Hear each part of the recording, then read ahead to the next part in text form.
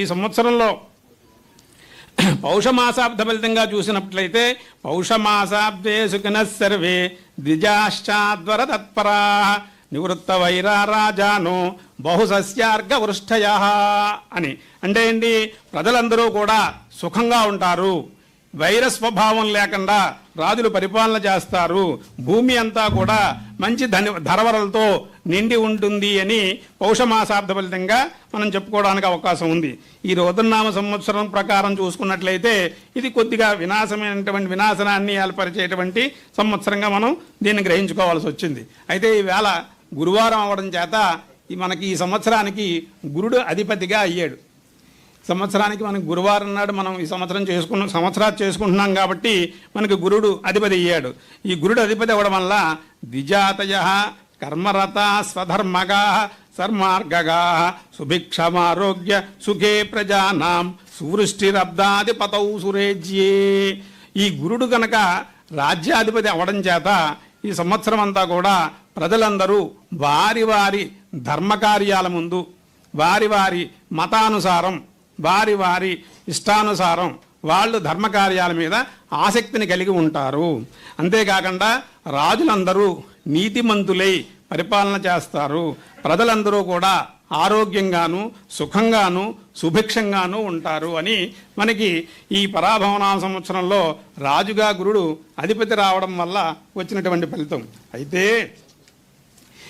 మామూలుగా పరాభవనామ సంవత్సర ఫలితంగా మనం చెప్పుకున్నప్పుడు పరాభవనామ సంవత్సరానికి అర్థం ఏం చెప్పారయ్యా అంటే, పరాభవాబ్దే రాజాన ప్రాప్నువంతి పరాభవం భవంతి క్షుద్రధాన్యాని ప్రభూతాని సువృష్టయ.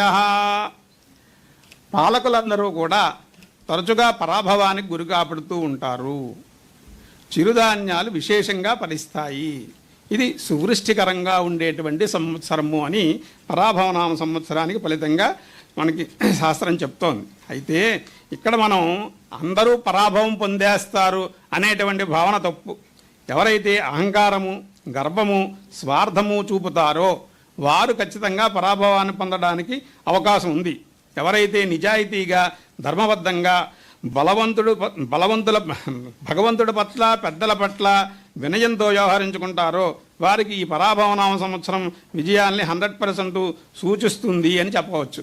అయితే మనకి ఈ పరాభవనామ సంవత్సరం కాలసర్పయోగంలో ప్రారంభమైంది. 15వ తారీఖున కాలసర్పయోగం ప్రారంభమయ్యి జూలై 10వ తారీఖు వరకు కాలసర్పయోగం ఉండడం చేత ఈ పరాభవనామ సంవత్సరంలో ఈ ముందుగా కురిసేటువంటి వర్షాలు అతి ముందుగా కురవడం కానీ అవసరం లేని చోట కురవడం కానీ జరుగుతూ ఉంటాయి. తర్వాత కురిసేటువంటి వర్షాలు బాగానే ఉంటాయి. జూలై 10వ తారీఖు దాటిన తర్వాత కురిసేటువంటి వర్షాలన్నీ కూడా వ్యవసాయానికి అనుకూలంగా ఉంటూ, ముందుగా కురిసేటువంటి వర్షాలు మాత్రం కొద్దిగా అతిగా కురవడం కానీ అవసరం లేని చోట కురవడం, అవసరం ఉన్న చోట కురవకుండా ఉండడం, ఇది కాలసర్పయోగ ప్రభావంగా మనం చెప్పుకోవడానికి అవకాశం ఉందండి.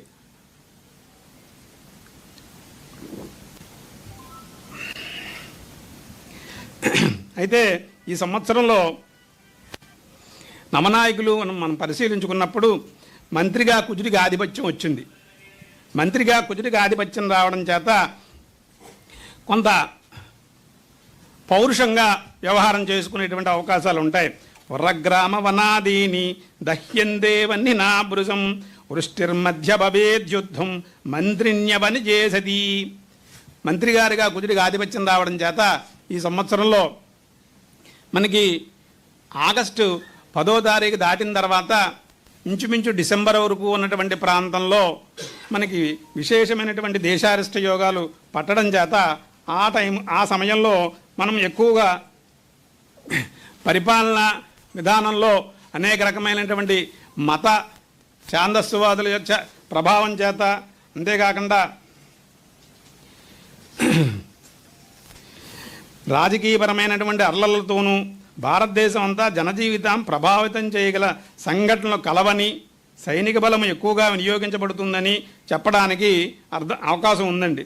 ద్వితీయార్థంలో కర్కాటక రాశిలోను సింహరాశిలోను కుజగురు యోగం ఉందండి. అది కొంత అనర్థదాయకాన్ని ఇస్తుంది. అదేవిధంగా 31 అక్టోబర్ నుంచి డిసెంబర్ 10 వరకు ఉన్నటువంటి గురుని అతిచార స్థితి, అదే సమయంలో శని వక్రగతిలో ప్రయాణించడం, ఇవి జన నష్టానికి, దుర్భిక్షానికి, రాజుల పతనానికి, అగడానికి ఎక్కువగా ఉన్నాయనేటువంటి శాస్త్రవచనాలు మనకి కొన్ని కనిపిస్తున్నాయి.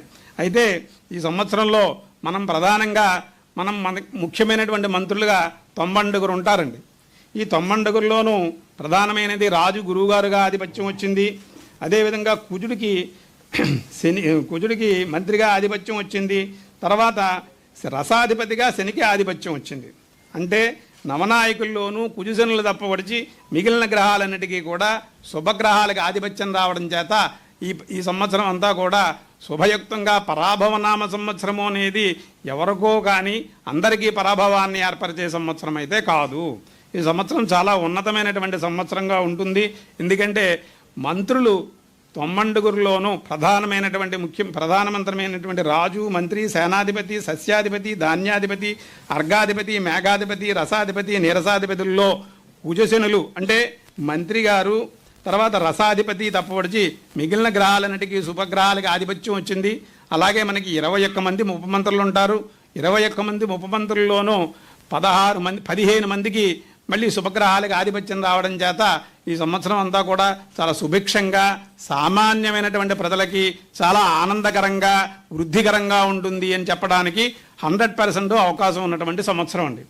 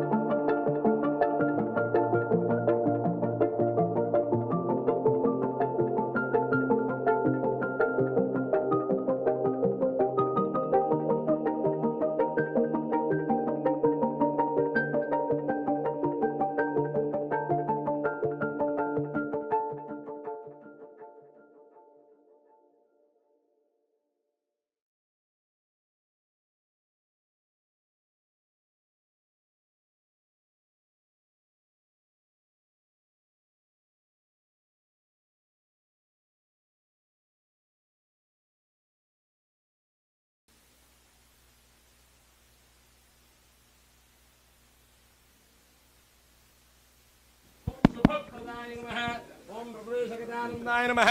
ఓం వరలక్ష్మీ నమః, ఓం వసుప్రదాయ నమః, ఓం హిరణ్యప్రాకారాయ నమః, ఓం సముద్రదనయాయ నమః, ఓం జయాయ నమః, ఓం మంగళాదేవ్యే నమః, ఓం విష్ణువక్షస్థలస్థితాయ నమః, ఓం విష్ణుపత్న్యే నమః, ఓం ప్రసన్నాక్షే నమః, ఓం నారాయణ సమాశ్రితాయ నమః, ఓం దారుదంశన్యే నమః, ఓం దేవ్యే నమః, ఓం సర్వోపద్రవారిణ్యే నమః, ఓం నవదుర్గాయ నమః, ఓం మహాకాళ్యే నమః, ఓం బ్రహ్మ విష్ణు శివాత్మికాయ నమః, ఓం త్రికాలజ్ఞాన సంపన్నాయ నమః, ఓం భువనేశ్వర్యే నమః.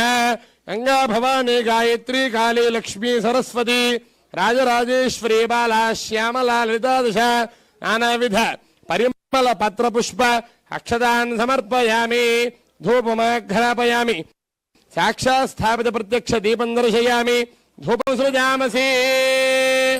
అఘోరేభ్యో ఘోరేభ్యో ఘోర ఘోరతరేభ్యః సర్వేభ్యో సర్వశర్వేభ్యో నమస్తే అస్తు రుద్రరూపేభ్యః. ఉమాకాంతాయ కాంతాయ కామితార్థప్రదాయినే శ్రీగిరీశాయ దేవాయ మల్లినాథాయ మంగళం. శ్రియఃకాంతాయ కళ్యాణ నిధయే నిధయేర్ధినాం శ్రీవేంకట నివాసాయ శ్రీనివాసాయ మంగళం. ఆయన కూడా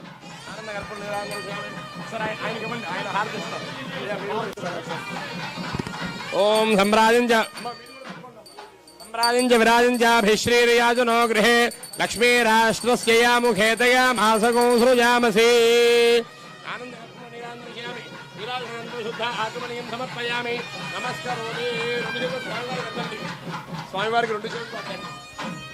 హర నమః పార్వతీపదయే హర హర మహాదేవ. మీరు అద్దుకోండి. ఏడుకొండలవాడ వెంకటరమణ గోవింద గోవింద.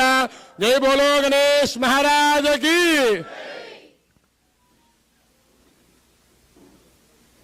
ఓం మంత్రపుష్పం. ఓం ధాతా పురస్తాద్యముదా జహార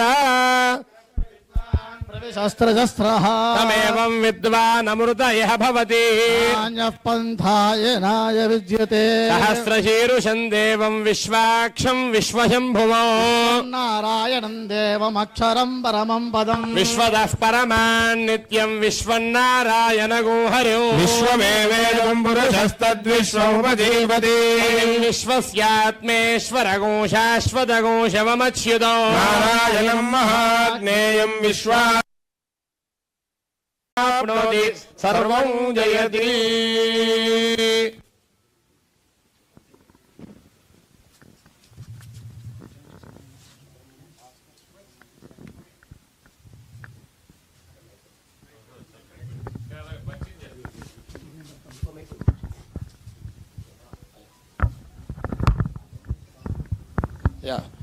ఇప్పుడు చక్కగా పూజా విధానం కార్యక్రమం పూర్తి చేసుకున్నాం. నూతన సంవత్సర శుభాకాంక్షలు అందరికీ.